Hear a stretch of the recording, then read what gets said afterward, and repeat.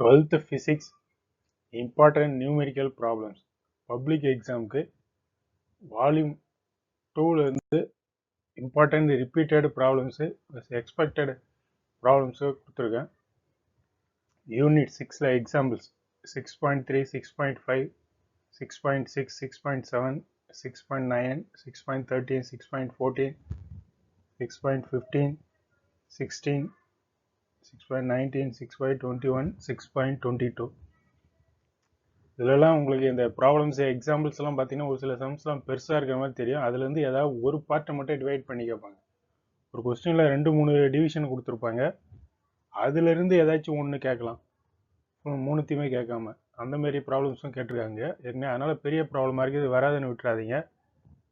அதில் ஏதாச்சும் ஒரு பார்ட்டை மட்டும் கேட்கலாம். புக் பேக் நியூமரிக்கல்ஸில் பார்த்தீங்கன்னா 1, 4, 10 யூனிட் 7 எக்ஸாம்பிள்ஸ் 7.8 7.11 7.12 7.13 7.17 7.18 7.20 7.22 புக் பேக் நியூமரிக்கல்ஸில் 1, 2, 3, 5, 10 யூனிட் 8 பொறுத்த வரைக்கும் நீங்கள் ரொம்ப சின்ன யூனிட்டு, நான் கம்மியாக தான் கொடுத்துருக்கேன். பட் அட்லீஸ்ட் இதையாச்சும் பார்த்துங்க. இல்லை எனக்கு தெரிஞ்சு இருக்கிற எல்லா எக்ஸாம்பிள்ஸ் எல்லா எக்ஸாக்ஸுமே பார்க்குறது நல்லது. ஏன்னா இந்த சின்ன சாப்டர்ஸை மட்டும் படிச்சுட்டு போகிறீங்கன்னா 5-6 சாப்டர் மட்டும் படிக்கிறீங்கன்னா அந்த மாதிரி சின்ன சாப்டர்னா அதில் இருக்கிற எல்லாத்தையுமே படிச்சுட்டு போகணும் சாய்ஸ் விடாமல். 10 யூனிட்டும் 11 யூனிட்டும் படிக்கிற மாதிரி இருந்தால் பரவாயில்ல. 4-5 யூனிட் படிக்கிறீங்கன்னா இந்த மாதிரி சின்ன யூனிட்டில் எல்லா சம்ஸுமே பார்த்துங்க. புக் பேக்கில் இருக்கிறது, எக்ஸசைஸில் இருக்குது, எக்ஸாம்பிள்ஸ் இருக்கிறது எல்லாத்தையுமே. எக்ஸாம்பிள்ஸ் 8.2 8.3 8.4 8.5 8.6 8.9 புக் பேக்கில் 1, 2, 3, 11, 12, 14